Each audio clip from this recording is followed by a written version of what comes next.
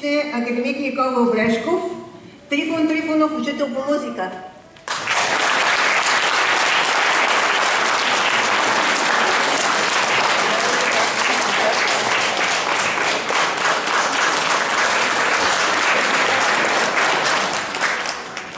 И като сме започнали с 68-мо, доктор Николай Шекеров, учител по изобразително изкуство, 68-мо.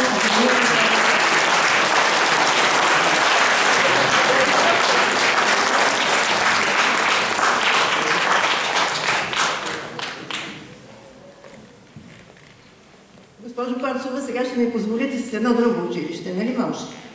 Директора на 68. Може, нали? В ролята на фотограф мога. Добре. Госпожа Галина Николова, учител по математика. Математика. Този вече се станови.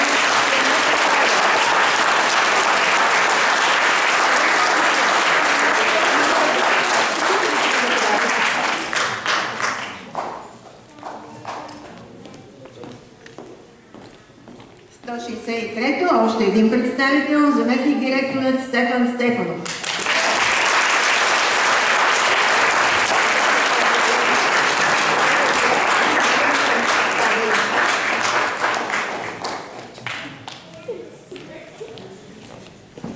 Не ме упреквайте в пристрастност, но сега това е едно училище, в което са учили моите деца до 7-ми клас.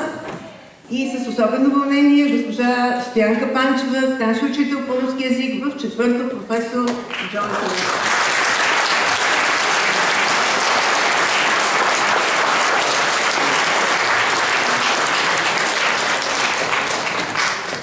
И отново 4-то училище, професор Джон Атанасов, Дора Иванова, старши учител по английски език.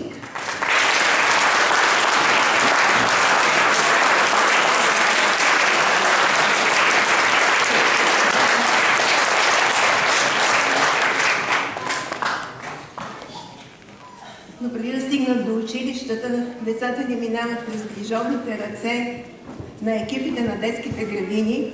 Едни прекрасни места в нашия район, но вероятно знаете, че с особена грижа се отнасяме към детските градини. Ето и вниманието, което екипите на детските градини са оказали към своите колеги. Госпожа Йонка Петрова, 36 детска градина.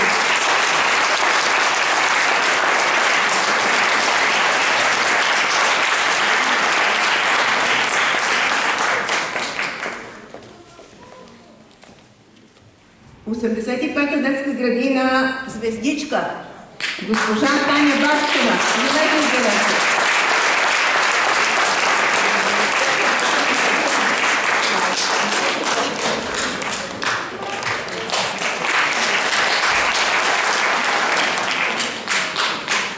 Както каза Милена, и съседната детска градина